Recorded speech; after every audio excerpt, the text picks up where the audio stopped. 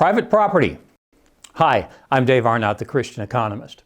Elizabeth Warren wants to use the private property of her name and the private property of her Senate seat to claim private property of a bill she has written in which she says drug companies should not have private property.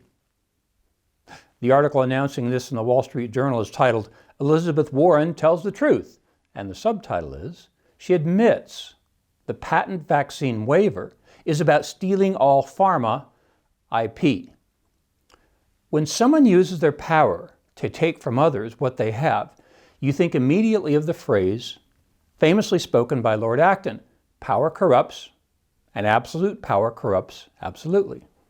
Speaking of what Elizabeth Warren owns, she claimed to own Cherokee ancestry, a false claim that she used to obtain a place at Harvard.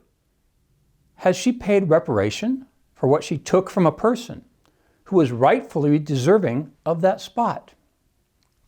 Reparations are a separate issue that I discuss in podcast 44. Don't steal. This assumes there's private property. If everything is commonly owned, you wouldn't steal, and the eighth commandment would not exist. In pure socialism, there'd be no need for money. A society who follows the dicta, from each according to his ability and to each according to his need, would have all their needs supplied. Think about this. The Dallas Cowboys would be owned by the government, and a government official would decide whether Dave Arnott and his grandkids need a ticket. I have 7 grandkids, so they would determine which of them is more deserving of an afternoon at the Cowboys game with their grandpa. Hold it. You're not assuming grandpa would make that decision better than a government official? The socialist assumption is that governments make better decisions than the market. So yes, socialists, like Elizabeth Warren, assume she can choose between my grandkids better than I can. In our book, Biblical Economic Policy, Sergei Seidamatov and I claim we have found 10 biblical commandments of economics. We stole the don't steal commandment from Moses as one of our 10. Karl Marx. Karl Marx understood the fallen nature, so I give him credit for that. But he did not understand economics very well. He assigned names to 2 groups. The factory owners were the bourgeois, and the workers were the proletariat. He was supported by the bourgeois, Friedrich Engels, when he wrote the book Das Kapital. He said it would take him 5 weeks, but it took him 20 years. So getting your work done on time apparently was not very important to Karl Marx. When Engels and Marx wrote the Communist Manifesto in 1848, workers were being taken advantage of by factory workers. But by the time they got Das Kapital written in 1867, the lives of European workers were much improved. That's because, as they used more machines, productivity of labor increased. See, Marx assumed that the factory owners would keep this extra profit and continue to pay workers slave wages. But Marx didn't understand the power of competition, which forces the factory owners to pay their workers higher wages to keep them. And competition forced them to lower prices to consumers. So look, factory workers got higher pay and cheaper goods as the 19th century progressed. I unpack some of the benefits of competition in my podcast 56, titled Thankful for Capitalism, and number 33, Ending Discrimination, and some in my number 7, Competition and the Fallen Nature. So back to Marx. By the end of the 19th century, being a factory worker was a pretty good gig. Side story here. My brother and his wife and Ginger and I rented an apartment overlooking the Eiffel Tower in Paris a couple years ago for our 1-week vacation there. My brother commented, "Wow, it seems like we're rich." And I responded, "But look, all 4 of us are what Marx would call wage slaves. As a matter of fact, I did own a business at one time, but it failed. And because of that, I'm poorer." Look, so Marx was totally wrong. In my personal situation, I would be richer today if I had remained a part of the proletariat, right? See, so there's a good question. Marx was wrong. The book in which he called for the end of private property has been copyrighted. Think about that. Government plans. Currently, the U.S. federal government owns 12% of the property in the United States.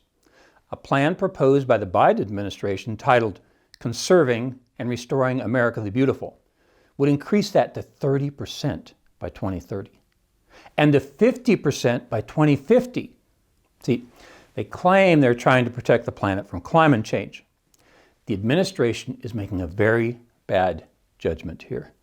Sergei Sedamatov and I explain more about government's bad judgments in Chapter 4 of our new book, Biblical Economic Policy. Look, the best way to protect something is to put it in private hands. I have time for only 2 examples today. When Marx was writing Das Kapital from 1847 to 1867, longhorns were plentiful and free in the southwestern region of the United States, including Texas, where I live.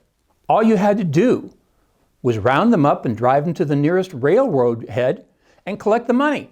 Lots of people did. Common ownership almost led to the end of the longhorn breed. In 1927, the Texas longhorn was saved from probable extinction by Will Barnes and some of his friends when they collected a small herd of only 27 breeding stock in South Texas, and they took them to the Wichita Mountains Wildlife Range in Oklahoma.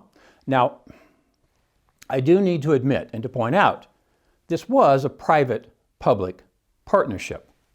The government made some of those decisions because Barnes was in the fledgling U.S. Forest Service when he rounded up this herd of 27. Buffalo faced the same disaster. They were free, and killing buffalo for their skins was a profitable business in the mid-1800s because the cost of production was almost zero. A few bullets and your time was all that was necessary. Probably 50 million buffalo roamed the Great Plains at one time. What did common ownership do to them? Caused them to dwindle to only 1,000. And every one of the surviving buffalo today are descendants of those. A guy named Scotty Phillips, well, you might guess he was Scottish born. He was an American rancher and politician in South Dakota. He is remembered as the man who saved the buffalo due to his role in helping to preserve the American bison from extinction. Interestingly, they were driven to the same Wichita Mountains Wildlife Refuge in Oklahoma as the longhorns were. Oh, a guy named Teddy Roosevelt was also involved, but this was as a private citizen before he became president of the United States. Common ownership does not protect scarce goods. Private ownership does. Have you ever seen graffiti on a privately owned house or car? When I was taking skiing lessons with my son many years ago, the ski instructor was trying to get me to ski harder. He shouted at me, "Don't be gentle on a rental." I didn't own the skis. Why should I care? Why would I take care of something I didn't own?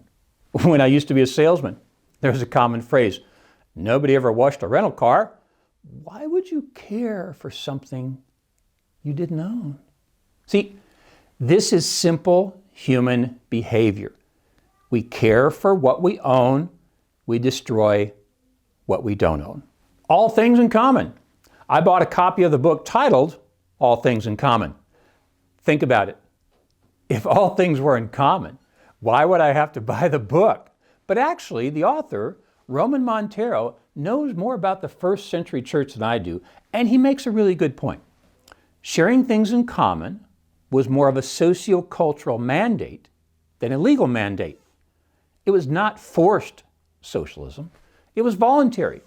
This idea is more fully developed in podcast number 12, All Things in Common. Antitrust. This subject demands more time than I have today, so I'll mention it briefly and unpack it in more detail in a future podcast. Just after the turn of the century, robber barons like Andrew Carnegie in steel and John Rockefeller in oil, Cornelius Vanderbilt on railroads, they monopolized and controlled industries. This brought about the Sherman Antitrust Act of 1890 and the Clayton Act of 1914. Subnote about John Rockefeller. He gave so much money to a black women's college that they named it after his wife. John Rockefeller's maiden name was Spelman. Think about it. How many rich white guys in 1884 supported black education? How many supported women's higher education? Look, having been through these two screens, how many of his buddies joined John Rockefeller in supporting black women's education? He was 100 years ahead of his time. It's actually a very good video about the generosity of John Rockefeller on Prager University. The author is Bert Folsom of Hillsdale College. Okay, so back to my point. If people were not fallen, you would allow them to have monopolies. The only reason we have antitrust legislation is that we don't trust people because they're fallen.